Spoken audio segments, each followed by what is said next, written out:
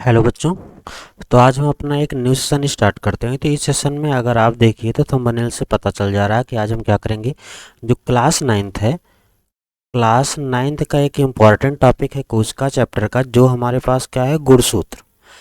तो जो आज हम क्या पढ़ेंगे, इसी गुणसूत्र के बारे में पढ़ेंगे। तो जो हमारा अगला टॉपिक था माइटोकॉन्ड्रिया क्लोरोप्लास्ट के बाद हम क्या पढ़ने वाले थे, गुणसूत्र पढ़ने वाले थे। तो हम इसी सेशन के थ्रू हम क्या करेंगे, इस टॉपिक को क्लियर कर देंगे कि गुणसूत्र क्या होता है। तो हम स्टार्ट करते हैं। तो सबसे पहले हमें ये देखना है कि जो गुणसूत्र है ये क्या है। तो गुणसूत्र हमारा दो वर्ड से मिलकर बना हुआ है। तो इसका मतलब होता है क्रोमो। क्रोमो कहने का मतलब क्रोमा। क्रोमा का मतलब क्या होता है, रंगीन। रंगीन मीन्स जो कलरफुल हो, जो कई तरह का। सोमा मीन्स क्या होता है, बॉडी। और बॉडी मीन्स क्या है हमारे पास, जैसे को बोलते नहीं गॉल्जी बॉडी या काय, मतलब रंगीन नुमा जो संरचना होता है उसी को हम क्या बोलते हैं, गुणसूत्र। अब जो गुणसूत्र है, अच्छा ये आया तो हम इसे कहाँ खोज किए थे। तो जो हमारा कोशिका विभाजन होता है, कोशिका विभाजन में क्या होता है, कोशिकाएं हमारी क्या होती हैं, टूटती हैं।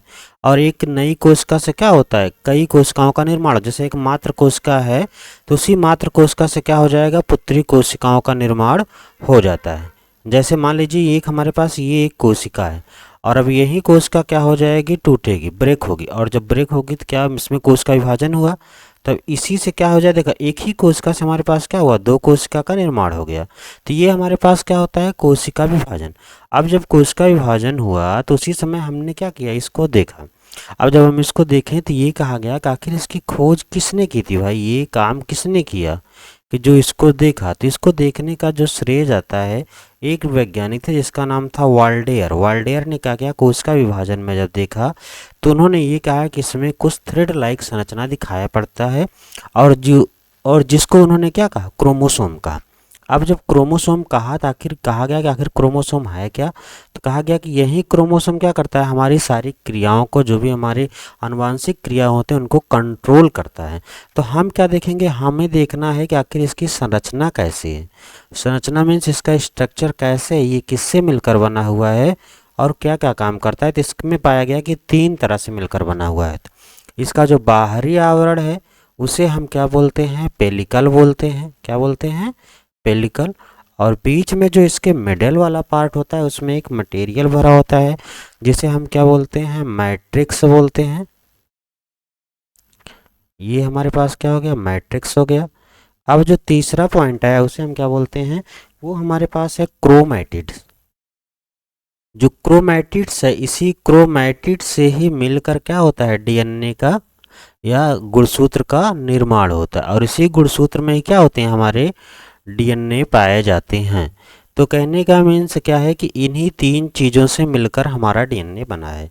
ये डीएनए की क्या है, संरचना है। तो अब देखना है कि ये कहाँ पाए जाते हैं। तो अगर हम क्रोमोसोम का अगर हम देखें स्ट्रक्चर, तो हमें यहाँ पे साफ साफ दिखाई पड़ रहा है कि ये कहाँ पाए जा रहे हैं। तो देखिए सबसे बाहरी आवरण जो है ये वाला, देखिए ये हमारे पास क्या हो गया, पेलिकल हो गया। बीच में जो लिक्विड भरा उसे हम क्या बोल रहे हैं, मैट्रिक्स बोल रहे हैं। और तीसरा हमारे पास है क्रोमैटिड। तो अगर हम इसकी संरचना देखें, यहाँ पे देखें तो जो पहला हमारे पास पेलिकल है, पेलिकल इसका क्या है, बाहरी आवरण है। ये इसके क्या कर रहा है, एक हिसाब से हम कह सकते हैं किसका क्या कर सकता है, प्रोटेक्शन टाइप का कर सकता है। दूसरा जो इसके बीच में मैट्रिक्स भरा हुआ है, मटेरियल। अब जो क्रोमोसोम बना हुआ है, जैसे क्रोमोसोम हमारा कैसे बना, मतलब दो दो भाग में बना। जैसे एक ये संरचना है तो दूसरी भी एक संरचना है। तो अब इसी क्रोमोसोम के ऊपर छोटे छोटे दानेनुमा ऐसे संरचना लगे हुए हैं। अब जो छोटे छोटे दानेनुमा संरचना लगे हुए हैं क्या हुए, इससे इस तरह से जुड़े हुए हैं कि आपको पता ही नहीं चलेगा कि क्या इससे जुड़े हुए हैं। तो जो ये दानेनुमा संरचना है जो जुड़ा हुआ है, इसी संरचना को हम क्या बोल रहे हैं, क्रोमोनिमेटा। क्या बोल रहे हैं, क्रोमोनिमेटा। और वो क्रोमोनिमेटा कहाँ है, देखिए यहाँ पे है। ये क्या है, हमारा क्रोमोनिमेटा है। तो अब यही आपस में क्या देखा, जैसे ये हमारे पास एक संरचना हुआ डीएनए का, तो इसके क्या है, दो भाग हैं। अब जो दोनों भाग अगर हमारा है तो इसको हम क्या बोलेंगे, क्रोमोसोम। यहाँ के कार्डिंग देखिए लगा हुआ है ऐसे। तो ये दोनों भाग हमारा क्या है, क्रोमोसोम। लेकिन अगर एक पार्ट को हम देखते हैं तो क्या है, क्रोमैटिड्स। और क्रोमैटिड्स का क्या था, तीसरा पार्ट था। अब जब क्रोमैटिड्स है तो कहने का मतलब जो गुणसूत्र का हाफ पार्ट होता है, आधा भाग होता है, वही हमारा क्या होता है, क्रोमैटिड्स। और क्रोमैटिड्स से मिलकर ही किसका निर्माण होता है, क्रोमोसोम का, गुणसूत्र का। और गुणसूत्र के ऊपर क्या होते हैं, एक छोटे छोटे दानेनुमा संरचना होती है जिसे हम क्या कहते हैं, क्रोमोनिमेटा कहते हैं। अब जब क्रोमोनिमेटा कह रहे हैं तो ये हमारा जो गुणसूत्र है, देखिए यहाँ पे आया, लेकिन यहाँ पे क्या हो रहा है, थोड़ा संकुचन हो रहा है इसमें। अब जो ये संकुचन हो रहा है तो इस अगर फर्स्ट टाइम संकुचन है तो इसे हम कहते हैं प्राइमरी कंस्ट्रक्शन। अब जो ये संकुचन होता है, संकुचन के लिए क्या एक पाया जाता है, सेंट्रोमियर। सेंट्रोमियर, या इसे हम शायद हिंदी में बोलते हैं तारक काय।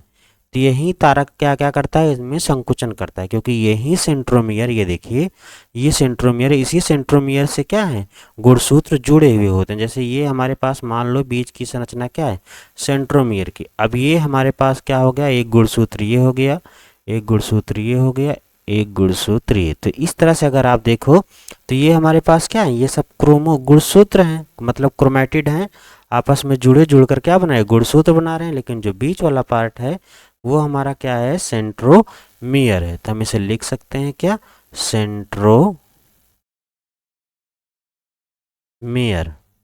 तो इस हिसाब से तो जो हमारा क्या हुआ, प्राइमरी कंस्ट्रक्शन हुआ। अब जब इसमें कंस्ट्रक्शन हो रहा है तो एक स्पिंडल का निर्माण करते हैं। जो स्पिंडल फाइबर हो क्या करता है, गुणसूत्र का जो अगला पार्ट होता है उसको जोड़े हुए रहता है। फिर गुणसूत्र आगे बढ़ता है, फिर अगर कंस्ट्रक्शन होता है तो हमारा क्या कहलाता है, सेकेंडरी कंस्ट्रक्शन कराता है। तो जो इसका आखिरी एंड होता है, लास्ट वाला एंड, उसे हम क्या कहते हैं, सैटेलाइट क्रोमोसोम। और जो सबसे इसका स्टार्ट वाला पॉइंट होता है उसे हम क्या बोलते हैं, टीलोमियर। क्या बोलते हैं, टीलोमियर। अब ये कहा गया कि जो हमारे पास ये गुणसूत्र हैं, अब इन गुणसूत्र का निर्माण किससे हुआ है, गुणसूत्र का निर्माण किससे हुआ है, तो हम ये कहा जाता है कि जो गुणसूत्र होता है, इसी गुणसूत्र में क्या होते हैं, डीएनए होते हैं, प्लस एक स्पेशल टाइप की प्रोटीन होती है जिसे हम क्या बोलते हैं, हिस्टोन। तो हिस्टोन प्रोटीन कहाँ पाई जाती है, इसी डीएनए में ही पाई जाती है, मतलब इसी गुणसूत्र में पाया जाता है। और जो किसके साथ लगा हुआ होता है, डीएनए के साथ, तो हिस्टोन प्रोटीन होता है। अब ये कहा गया कि जो गुणसूत्र है, गुणसूत्र की क्या होती है, सब में सभी जीव जंतुओं में एक संख्या फिक्स होती है कि किसमें कितनी संख्या है।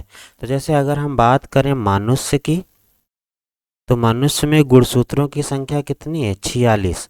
अब जो 46 है तो ये हमारे पास क्या है, द्विगुणित है। द्विगुणित कहने का टूयन है, टूयन है। अगर अद्विगुणित है यानी कि ये जो होता है हम इसे क्या बोलते हैं, द्विगुणित। अधिकतर जो हम क्या लिखते हैं, द्विगुणित होते हैं। यानी कि हमारे पास कितने गुणसूत्र हैं, 46 गुणसूत्र। जो हम 46 गुणसूत्र की बात करते हैं वो कैसा होता है, द्विगुणित होता है। दूसरा हमारे पास क्या है, ड्रोसोफिला।